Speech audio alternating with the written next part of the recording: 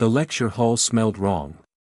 That was Krell's first thought as he adjusted his sensory membranes. He tried to focus on Professor Van Tix, who was speaking about warp theory, but the air carried a sharp edge, like ozone before a storm. Something was different today. Something dangerous. Galactic Central Academy was never quiet. 200 species studied together, each bringing their own pheromones, atmospheres, and strange body heat. Krell had spent 3 months here, and still the mix of smells and sounds felt overwhelming. But today, the tension was sharper. He could feel it in his scales. Professor Van Tix blinked his 6 eyes in sequence, his voice calm but heavy. The principle of faster-than-light travel requires precise understanding of spatial manipulation, he said. His mandibles clicked in a way that passed for a smirk among his kind. Some civilizations took longer to grasp such basic concepts. A ripple of chittering laughter came from the Hive Collective students. They loved to remind others of their superiority. Krell's ear flaps twitched. He had heard this tone before, condescending, dismissive. It was often directed at the newer member species of the Galactic Assembly. Species like humans. His gaze drifted 3 rows down. Maya Frost sat there, the only human in advanced astrophysics. Her frame was small compared to most aliens, her face strange and flat, her eyes forward-facing like a predator. She was calm, almost too calm. While others carried the instinctive fear of being surrounded by creatures who could crush or poison them, Maya sat relaxed, scribbling notes, sometimes smiling at jokes only she seemed to understand. "You're staring again," whispered Nera, Krell's clutch mate. "The human female," Krell murmured. "She's odd." "All Deathworlders are odd," Nera replied. "That's why they're dangerous." Krell remembered the stories. Earth was a death world. Gravity strong enough to crush weaker species. Weather violent enough to tear buildings apart. Apex predators everywhere. Humans had fought their way to the top of that chaos. Their planet was classified Category 12, only 2 levels below Forbidden Worlds. How did anything survive there? By becoming more dangerous than everything else. A sharp clicking sound interrupted their whispers. Professor Van Tix activated the holographic display, showing a spinning warp field. "Now then," he said, "let us discuss practical applications." That was when Drex moved. Krell noticed first. Drex, a Kronar student, was massive even by his species standards, 8 feet of scaled muscle, talons sharp enough to cut steel. From the first day, Drex had made it clear, humans did not belong here. He had mocked Maya, blocked her path, knocked her datapad from her desk. She had ignored him every time, calm and silent. But today, Drex was finished with subtle insults. He rose slowly, his movement forcing nearby students to scurry away. The environmental system adjusted, lowering the temperature to match his aggression pheromones. Professor Van Tix paused mid-sentence, his sensory organs turning toward the disturbance. "Student Drex, return to your seat," the professor ordered. His voice carried authority. Drex ignored him. His talon feet clicked against the floor as he moved down the aisle. His cold yellow eyes locked on Maya. The human did not look up. Professor Van Tix raised his voice, harmonics vibrating through the translator implants. "Return to your seat immediately." "No," Drex growled. His voice was like stones grinding together. "I am tired of sharing space with inferior specimens. Tired of watching resources wasted on species that barely understand fire, let alone warp mechanics." The hall went silent. Confrontations were supposed to be impossible here. Protocols, dampeners, and systems prevented violence. Yet Drex radiated hostility, and nothing stopped him. Krell's heart raced. His instincts screamed at him to run. Drex reached Maya's row. He leaned close, fangs bared. "Are you deaf, human, or just stupid? I'm talking to you." Finally, Maya looked up. Her face showed no fear, no anger. Only mild curiosity, as if she had been interrupted while reading. "Can I help you?" she asked softly. "You can leave," Drex snarled. "Crawl back to your death world. You don't belong here. Your species doesn't belong here." Maya set down her datapad with careful precision. "Interesting perspective," she said. "Given that humans have already contributed 17 peer-reviewed papers this term, while Kronar contributions stand at, let me check, 0. A ripple of sound moved through the hall. Laughter, disbelief, shock. Drex's spine ridges flared in threat. "Careful, mammal. My people conquered star systems when yours lived in caves. And yet here we both are," Maya replied calmly. "Taking the same introductory course. Funny how that works." Drex's hand moved fast. A blade appeared, curved metal gleaming under the lights. Gasps erupted. Weapons were forbidden, impossible to smuggle. Yet here it was, inches from Maya's throat. Krell froze. His body locked in survival paralysis. Students backed away, pressing against walls. Professor Vantix activated emergency protocols, but he was too far. Drex's lips pulled back in a cruel smile. "Not so clever now, are you? One cut, human. That's all it would take." Maya smiled. Not friendly. Not amused. A smile that showed teeth. Small, flat, omnivore teeth that should have looked harmless. They didn't. "You know what's interesting about humans," she said quietly. "We're persistence hunters." "Do you know what that means, Drex?" The Kronar sneered. "I don't care about your primitive methods." "You should," Maya continued. Her voice was calm, almost like a lecture. "It means we don't give up. We chase until prey collapses. We endure. We adapt. Your species evolved to ambush, fast, strong, kill quick. Ours evolved to outlast. We tracked animals for days, weeks, until they fell from exhaustion. Then we killed them. No fight. No struggle.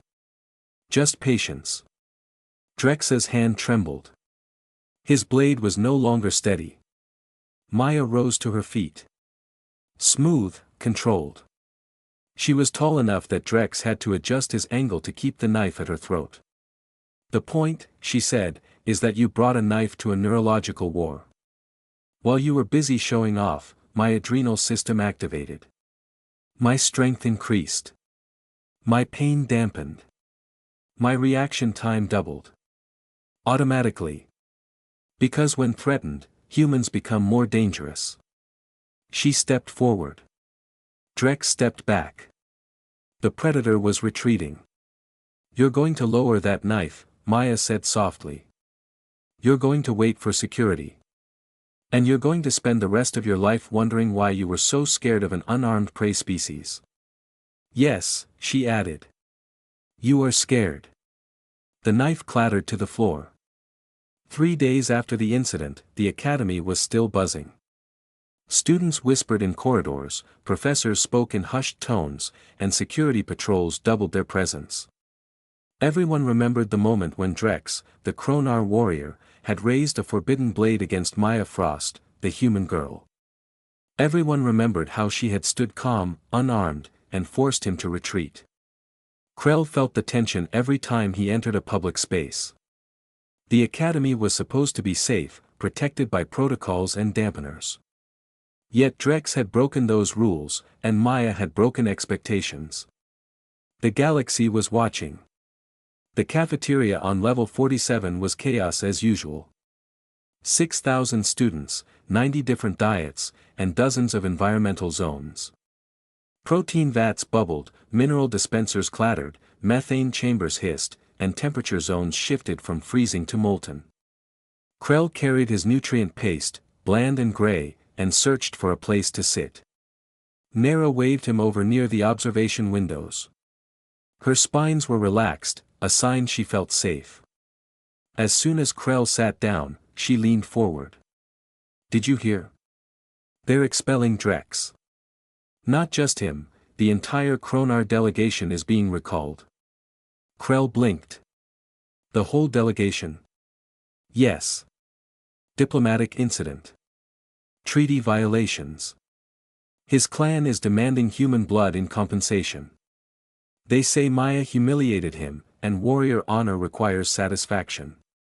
Krell stirred his paste without appetite. Good, he said, more sharply than he intended. He deserved it. Nera's tendrils trembled. This could turn into something worse. There are protests outside the Kronar embassy. News networks are running stories about Deathworld species. Some are asking if humans should even be allowed in civilized space. Krell had spent the last 72 hours reading everything he could about Earth. The data was disturbing. Humans had nuclear weapons before they reached orbit. They fought 2 global wars that killed millions, then somehow united afterward. They survived plagues, disasters, and still built a world government. And then, impossibly, they looked at the stars and decided they belonged there too. There she is, Nera whispered. Maya had entered the cafeteria. The reaction was immediate. A pocket of empty space formed around her as students moved aside. She seemed not to notice, moving calmly through the food stations. She's eating with the other humans, Nera said. Look, Section 12. Krell turned. A cluster of 20 humans sat together, separated from the rest. Not officially, no barriers, no signs, but the distance was clear. Humans on one side, everyone else keeping away. When did that happen? Krell asked. After the incident. People are scared. They're looking at humans differently now. A new voice joined them. Professor Exaxis, ancient and silver-skinned, lowered himself into a seat. His sensory stalks drooped with age, but his eyes were sharp. I have been studying the human problem since they joined the assembly, he said. Problem? Krell asked. In the classical sense, Exaxis explained. A puzzle to be solved. A question requiring an answer. He activated a holo display. Images of Earth appeared. Look at this planet. 70% water. Violent weather. Tectonic instability. A moon so large it reshapes coastlines daily. Oxygen levels toxic to most species. And yet, settlements everywhere. Deserts, frozen wastelands, jungles, mountains. Humans did not terraform. They adapted themselves instead. That is not normal. That is dangerous. Nera whispered, that's insane. That's humanity, Exaxis corrected. Not the strongest, not the fastest, not the most intelligent. But they have something else, behavioral plasticity, social cooperation, and absurd stubbornness. It makes them dangerous in ways we are only beginning to understand. Krell watched Maya join her fellow humans. They laughed, passed data pads, relaxed despite the empty space around them. They looked at ease, even while being isolated. You think more incidents are coming? Krell asked. Exaxis nodded slowly. Humans have tolerated our condescension because they are learning the rules. But patience has limits. When pushed, they push back harder. As if summoned by his words, a commotion erupted near the protein vats. Krell craned his neck. A group of Hive Collective students had surrounded Marcus Webb, a human from advanced chemistry. The Hive chittered in overlapping voices. Deathworld filth. Contaminating our learning spaces. Dangerous. Unpredictable. Should be expelled. Marcus raised his hands, trying to calm them. That was one person. One Kronar attacked a human. Maya defended herself. That's all. Irrelevant, the Hive buzzed. Humans bring chaos. Documented. History is violence, warfare, destruction. Another human stood. Kesha Reynolds, tall, red-haired, from quantum mechanics. And your history? The Hive Wars lasted 3 centuries. You fought yourselves over resources. Glass houses, friends. Stone throwing. Bad combination. More humans rose. Not aggressive, not advancing. Just standing together. 20 humans, silent, coordinated. Krell's instinct screamed. They didn't need weapons. Their unity was enough. This is bad, Exaxis muttered, moving toward the confrontation. Alert security. But before Krell could act, Maya was there. She moved quickly, positioning herself between Marcus and the Hive. Her body language was calm, diplomatic, but commanding. Okay, everyone, take a breath, she said. Her voice cut through the noise. This is a misunderstanding. No misunderstanding, the Hive buzzed. Clarification required. Are humans dangerous? Yes, Maya said simply. The cafeteria froze. Even the machines seemed to pause. Krell's pulse spiked. That was not the diplomatic answer. But so is every species here, Maya continued. She pointed at the Hive. Kronar are predators. Threen have venom. Hive can swarm. Venturi can manipulate emotions. Every species is dangerous. That is survival. Her voice rose, steady and passionate. You want to know if humans are a threat? We are a threat to anyone who threatens us. We evolved fighting everything on our planet, including each other. And we learned something important. Cooperation beats competition. Intelligence beats strength. Endurance beats speed. She gestured to the humans. Every human here earned their place. Same exams, same standards. Some scored higher.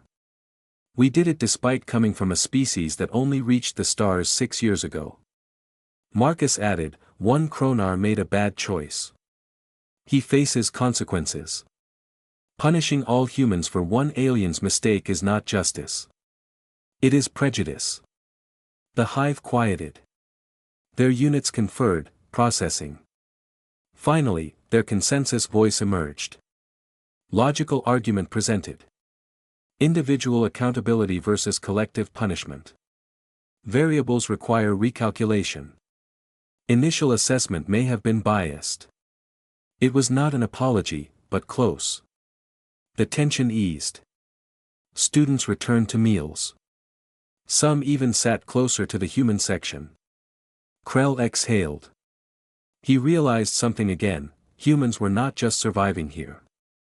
They were changing the academy. The academy was restless. Rumors spread faster than official reports, and every student carried their own version of the story.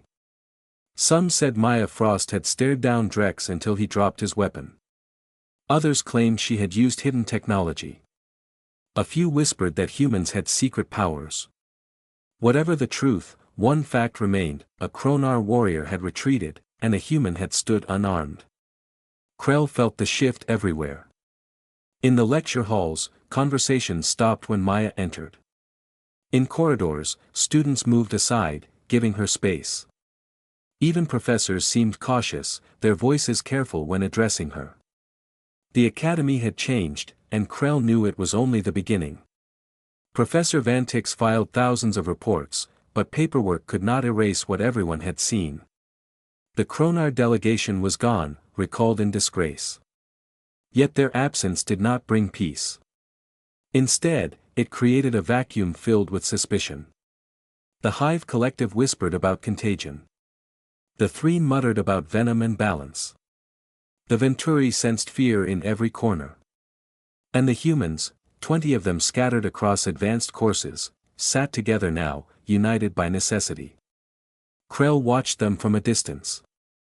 They laughed, shared datapads, and spoke in their strange, flexible voices. They looked ordinary, but Krell knew better. He had seen Maya's smile when Drex held the knife. He had felt the chill of her words. Humans were not ordinary. One evening, Krell attended a seminar in xenobiology. Professor Exaxis spoke about adaptation. His silver skin glowed faintly under the lights, his voice slow but heavy with meaning. Most species, he said, seek stability. They terraform, they control, they build safety before they expand. Humans do the opposite. They adapt themselves. They bend to the environment. That is why they are dangerous. The room was silent. Students shifted uncomfortably. Exaxis continued. They are not the strongest. Not the fastest. Not the most intelligent. But they combine traits in ways that defy prediction. Cooperation. Stubbornness. Plasticity. These are weapons as sharp as any blade. Krell felt the words sink deep. He remembered Maya's calm defiance, her persistence hunter speech, her certainty. Exaxis was right. Humans were dangerous, but not in the way others expected.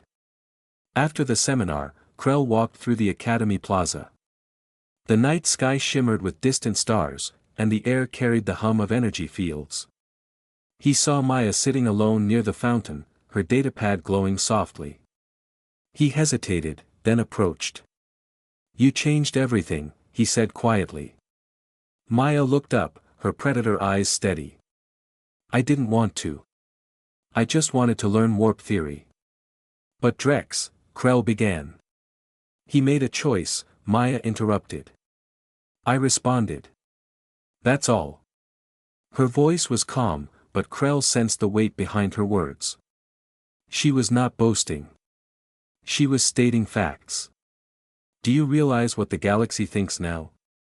Krell asked. Maya smiled faintly. "They think humans are dangerous." "Good.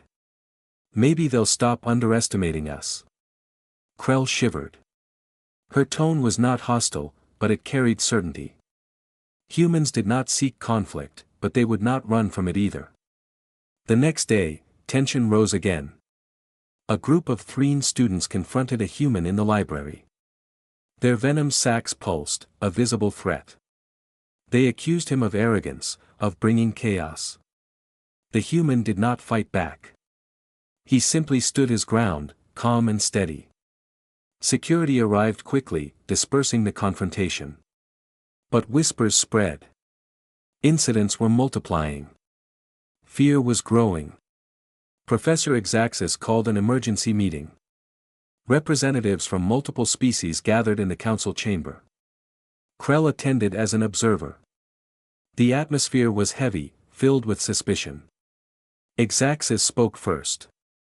"We must decide how to handle the human presence. They are new, untested, and already causing disruption." A hive delegate buzzed angrily. "Expel them. Return them to their world. They are unstable." A Venturi elder shook his head. "No. Expulsion would be weakness. It would prove we fear them.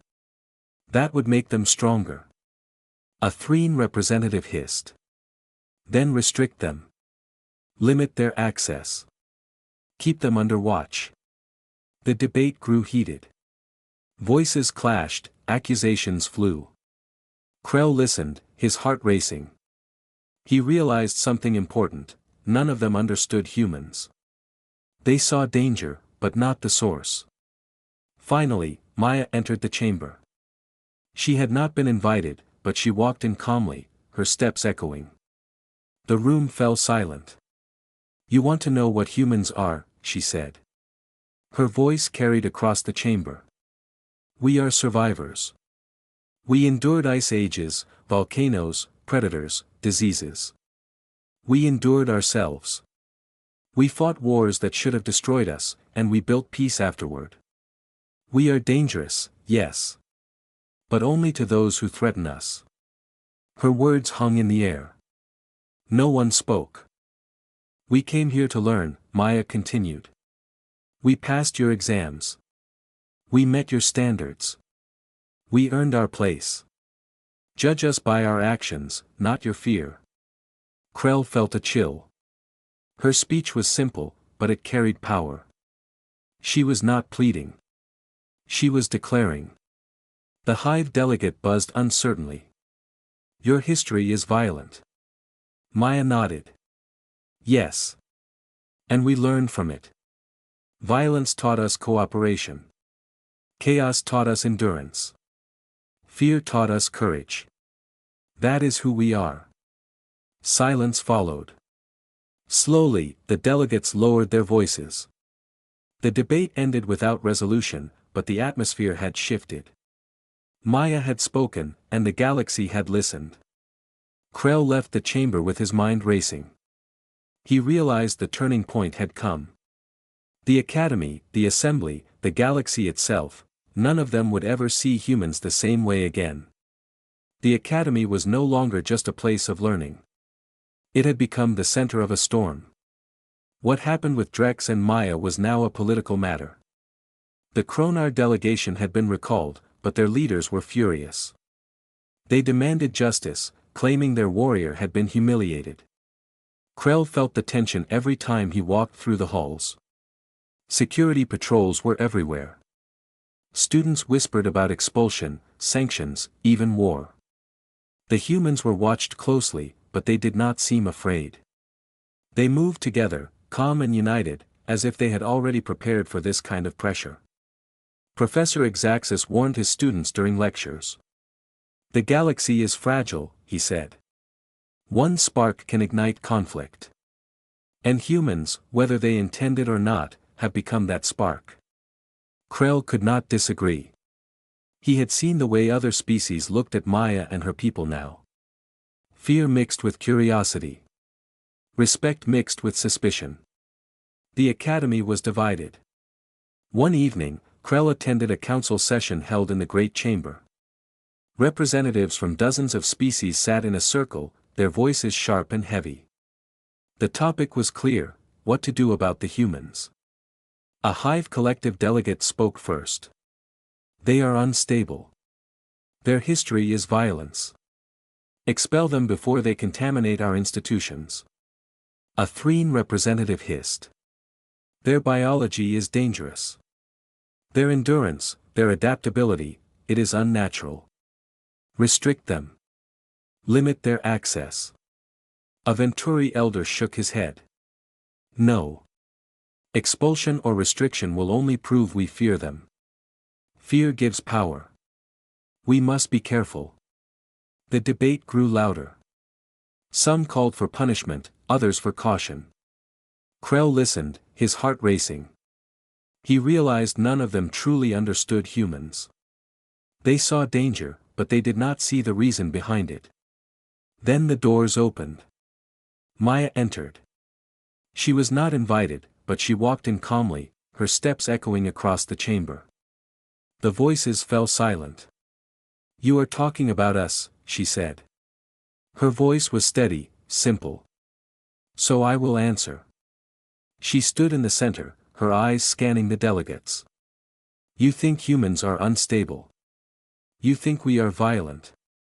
You are right. Our history is full of wars, disasters, and chaos. But you are missing the point. We survived all of it. We endured. Her words carried weight. Krell felt the air shift. We are dangerous, Maya continued. But only to those who threaten us. We came here to learn. We passed your exams. We met your standards. We earned our place. Judge us by our actions, not your fear. The Hive delegate buzzed angrily. Your species fought wars that killed millions. Maya nodded. Yes. And we built peace afterward. Violence taught us cooperation. Chaos taught us endurance. Fear taught us courage. That is who we are. The chamber was silent. Even the Threne lowered their venom sacs. Professor Exaxis rose slowly. You see. This is the puzzle. Humans are not simple. They are not predictable. They are dangerous, yes, but also disciplined. They are survivors. And survivors changed the balance of power. Krell felt a chill. He realized this was more than an Academy issue. This was a galactic issue. The Kronar were already demanding blood. The Hive wanted expulsion. The Threen wanted restrictions. And yet, Maya stood calm, unshaken, declaring her species would not be underestimated. After the meeting, Krell walked through the plaza. The stars above seemed sharper, colder. He saw groups of students gathered, whispering. Some looked at the humans with fear. Others with respect. The Academy was splitting into factions. Nera joined him, her spines trembling. This is getting worse, she said. The Kronar are calling for sanctions. The Hive are spreading propaganda. And the humans, they are not backing down. Krell nodded. They don't know how to back down. It's not in their nature. Later that night, Krell found himself near the human section of the dormitories. He saw Maya speaking with her fellow humans. They were calm, but their voices carried determination. They were planning, preparing, not for violence, but for endurance. We will not leave, Maya said firmly. We came here to learn. If they fear us, let them. If they test us, we will endure. That is what humans do. Krell felt his scales prickle. He realized the turning point had already happened. The galaxy could no longer ignore humanity. They were here, and they were not leaving. The next morning, news spread across the Academy. The Kronar embassy had issued a formal demand: either the humans were expelled, or the Kronar would withdraw from the assembly entirely. It was a threat that carried weight. The Kronar military was powerful, and their absence would destabilize alliances. Students whispered in panic. Professors argued in private. Security doubled again. The Academy was on edge. Krell watched Maya walk calmly through the chaos. She carried her data pad, her eyes steady, her steps unhurried. She looked like someone who had already faced worse. And Krell realized something profound. The galaxy had underestimated humans. They had seen them as weak, as prey, as newcomers. But humans were not weak. They were patient. They were stubborn. They were survivors. And now, the galaxy would have to decide: fear them, fight them, or learn from them. The Academy was no longer calm. Every corridor carried whispers, every classroom felt heavy. The Kronar embassy had demanded expulsion of all humans, and their threat shook the assembly. If the Kronar withdrew, alliances would break. If humans stayed, conflict might spread. Krell felt the tension in his scales. He had never seen the Academy like this. Security drones hovered in every hall, professors spoke with caution, and students avoided eye contact. The humans, however, walked calmly, their faces steady, their voices quiet but firm. They did not look afraid. Maya Frost became the center of attention. Wherever she went, eyes followed. Some looked with fear, others with respect. She carried her data pad as if nothing had changed, but Krell knew everything had changed. Professor Exaxis called another emergency lecture. His silver skin shimmered faintly under the lights, his voice slow but sharp. Understand this, he said. Humans are not a simple species. They are survivors. They adapt. They endure. And now, the galaxy must decide whether to fear them or to learn from them. The room was silent. Students shifted nervously. Krell felt his heart race. He remembered Maya's words in the council chamber: we are dangerous, but only to those who threaten us. Later that day, chaos erupted in the central plaza. A group of Hive Collective students confronted two humans. Their voices buzzed in overlapping tones. Deathworlders bring chaos. Expel them. Protect the Academy. The humans did not fight. They stood calm, hands at their sides. One of them, Marcus Webb, spoke clearly. We are not here to fight. We are here to learn. Judge us by our actions, not your fear. The hive pressed closer, their swarm intelligence building pressure. Krell felt his instincts scream. He wanted to run, but he could not move. Then Maya appeared. She stepped between the hive and the humans, her voice cutting through the noise. Enough, she said. You want to know if humans are dangerous? Yes. But so is every species here. Danger is survival. Fear is natural. But prejudice is weakness. Her words carried weight. The hive paused, their units buzzing uncertainly. Krell saw the shift again, the same shift he had seen when Drex dropped his knife. Maya's calm confidence unsettled them. Security arrived, dispersing the crowd. But the damage was done. The academy was splitting. Some students sided with the hive, demanding expulsion. Others sided with the humans, calling for fairness. The tension grew sharper. That night, Krell could not sleep. He walked through the academy gardens, the stars above cold and distant. He thought about Earth, about the stories he had read. Humans had survived ice ages, volcanoes, predators, wars. They had endured everything. And now, they were enduring the galaxy's suspicion.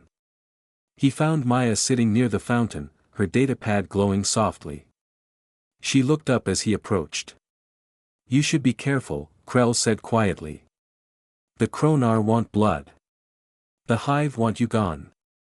This could turn into war. Maya smiled faintly. We've faced worse. If they want to test us, they will learn what humans do best. We endure. Her voice was calm, but Krell felt the chill of certainty. She was not boasting. She was stating fact. The next morning, the Academy Council announced a vote. The question was simple: should humans remain? The decision would shape the future of the assembly. The plaza filled with students, professors, and delegates. The air was heavy, charged with fear and expectation. Krell stood among them, his heart pounding. He knew this was more than a vote. It was a test. The hive delegate spoke first. Humans are unstable. Their history is violence. Expel them before they destroy us. The Threen representative hissed. Their biology is unnatural. Restrict them. Limit their access. The Venturi elder shook his head. No. Fear gives power. We must not show weakness. Finally, Maya stepped forward. She stood in the center, her eyes steady, her voice calm. You fear us because you do not understand us, she said. Yes, our history is violent. Yes, our planet is dangerous. But we survived. We endured. And we learned. We learned cooperation beats competition. Intelligence beats strength. Endurance beats speed. Her words echoed across the plaza. Krell felt the silence deepen. We came here to learn, Maya continued. We passed your exams. We met your standards. We earned our place. Judge us by our actions, not your fear. If you expel us, you prove only that you are afraid. If you accept us, you prove that the galaxy is strong enough to grow. The crowd was silent. Even the hive lowered their voices. Krell felt the shift again. The turning point was here. The vote began. Delegates raised their hands, one by one. The hive voted for expulsion. The Threen voted for restriction. The Venturi voted for acceptance. Other species divided, some fearful, some cautious, some curious. When the final count was announced, the decision was clear. Humans would remain. The plaza erupted in noise. Some shouted in anger, others in relief. Security drones hovered nervously. But Maya stood calm, her datapad in hand, her eyes steady. She had not fought. She had not threatened. She had spoken, and the galaxy had listened. Krell watched her, his heart racing. He realized something profound. The galaxy had underestimated humans. They had seen them as weak, as prey, as newcomers. But humans were not weak. They were patient. They were stubborn. They were survivors. And now, the galaxy had chosen to let them stay. The vote had ended. Humans would remain at the Academy. The decision echoed across the galaxy, carried by news networks, debated in embassies, whispered in council chambers. For the first time, humanity was not just a new member of the Assembly. They were a force that could not be ignored. Krell walked through the Academy corridors, his mind racing. He had seen the fear in the hive, the anger in the Kronar, the caution in the Threne. He had seen Maya stand calm in the center of it all, her voice steady, her words simple but powerful. She had not begged. She had not threatened. She had declared. And the galaxy had listened. Students moved differently now. Some gave humans space, stepping aside when they passed. Others moved closer, curious, wanting to understand. The Academy was shifting, its balance changing. Krell felt it in his scales. Something new was beginning. In the cafeteria, the humans sat together as always. But this time, other species joined them. A Venturi student carried his tray to their table. A Threne sat nearby, her venom sacs carefully sealed. Even a hive unit hovered close, its chittering voice softer than before. The separation was breaking. Slowly, cautiously, but breaking. Maya Frost sat among them, her datapad glowing. She looked calm, almost ordinary. But Krell knew better. He had seen her face when Drex held the knife. He had heard her voice when she spoke of persistence hunting. He had felt the weight of her words in the council chamber. She was not ordinary. None of them were. Professor Exaxis addressed his class the next day. His silver skin shimmered faintly, his voice heavy with meaning. History will remember this moment, he said. The day humans stood their ground. The day the galaxy realized patience is not weakness. We must learn from them, or we will fall behind. The students listened in silence. Krell felt the truth in the professor's words. Humans had changed everything. But the storm was not over. Outside the Academy, protests grew. The Kronar embassy shouted for revenge. The Hive Collective demanded restrictions. The Assembly debated sanctions. The galaxy was divided. Inside the Academy, tension remained. Security patrols doubled again. Drones hovered in lecture halls. Protocols tightened. Yet the humans walked calmly, their faces steady, their voices quiet but firm. They did not look afraid. One evening, Krell found Maya near the observation windows. The stars stretched endlessly beyond the glass, cold and bright. She sat alone, her datapad in her hands. You changed everything, Krell said softly. Maya looked up, her predator eyes steady. I didn't want to. I just wanted to learn. But now the galaxy sees you differently, Krell said. Maya smiled faintly. Good. Maybe they'll stop underestimating us. Her voice was calm, but Krell felt the chill of certainty. Humans did not seek conflict, but they would not run from it either. The next morning, alarms blared across the Academy. Security drones rushed through corridors. Students froze in fear. Krell's membranes flared, his heart racing. Something was wrong. A message flashed across the holo displays, Kronar warships detected near assembly space. Panic spread. Professors shouted orders. Students ran for shelters. The Academy shook with tension. The Kronar were not bluffing. They were moving. Krell felt his scales prickle. He turned to see Maya among the crowd. She was calm, her eyes steady, her steps unhurried. She looked like someone who had already faced worse. Security officers rushed past, their weapons ready. Delegates shouted in panic. The Hive Collective buzzed in fear. The Threen hissed nervously. The Venturi whispered warnings. Maya stood still. She raised her voice, cutting through the chaos. "Listen," she said. "Fear will not save you. Panic will not protect you. We must endure. We must stand together." Her words carried across the plaza. Students stopped running. Professors turned. Security paused. The chaos slowed. Krell felt his heart steady. He realized something profound. Humans were not just survivors. They were leaders. They carried calm into chaos, certainty into fear. The Academy waited for news. The Kronar warships hovered at the edge of assembly space, their weapons primed. The Council debated furiously. Sanctions, negotiations, threats. But the galaxy remembered Maya's words. "Judge us by our actions, not your fear." Hours passed. Finally, the message came: the Kronar warships had withdrawn. No battle. No blood. Only silence. Relief swept through the Academy. Students exhaled. Professors lowered their voices. Security drones powered down. The storm had passed, for now.